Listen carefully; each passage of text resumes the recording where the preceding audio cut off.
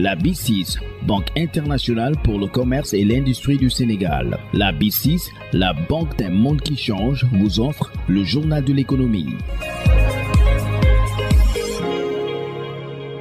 Bonjour, quel est l'impact de la pluviométrie 2021 sur la production 2022 de l'anacarde? La réponse est avec Ibrahima Khalil Sagna, président du cadre régional de concertation des opérateurs de la filière anacarde de Sédhiou et par ailleurs exportateur-chargeur au port de Ziguinchor. La production anacarde est essentiellement tributaire d'une pluviométrie excédentaire ou déficitaire. Selon qu'on est en phase d'une pluviométrie excédentaire, nous en attendons une production excédentaire et une qualité meilleure. Avec l'eau, l'anacarde vit mieux et vit plus. Ce qui veut dire aujourd'hui qu'un déficit pluviométrique peut impérativement déboucher sur un rendement faible de 2 kg à 2,5 kg par arbre fruitier, alors qu'un excédent pluviométrique peut booster la production de par arbre fruitier à 5 kg.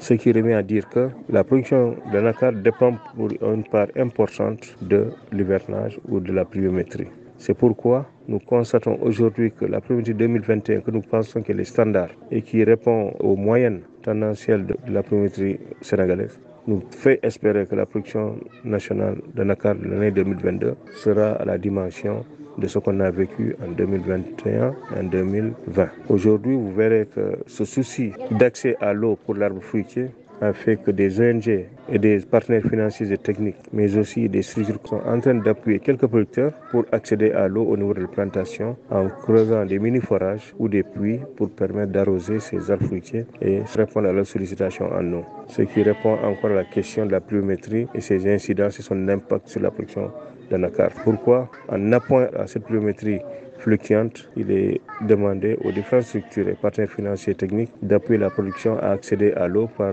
des mini-forages et par des puits pour pouvoir se substituer éventuellement à un éventuel déficit pluviométrique pour pouvoir arroser les arbres et leur permettre d'avoir les rendements attendus. Je veux juste signaler, Madame Absa, que sous peu, la transformation va s'intéresser davantage à la pomme aussi, parce que la pomme est à la limite une valeur négligeable, parce que non transformée et presque pas de valeur commerciale. Mais la recherche aujourd'hui a permis de pouvoir transformer la pomme en produit à haute valeur ajoutée et qu'en conséquence, bientôt, aussi bien les devises tirées de la noix peuvent permettre d'être renforcées par les devises tirées de la pomme aussi. Donc la transformation est aujourd'hui un objectif essentiel, mais il faut que la transformation puisse être alimentée par une source de production intéressante. Et c'est pourquoi l'eau est un enjeu important, aussi bien par la pluviométrie que par la maîtrise de l'eau au niveau des plantations. Sud FM vous remercie, Ibrahima Khalil Sagna. Merci beaucoup. Je rappelle que vous êtes le président du cadre régional de concertation des opérateurs de la filière anacarde de Sédhiou. Sonitou, merci de votre fidélité.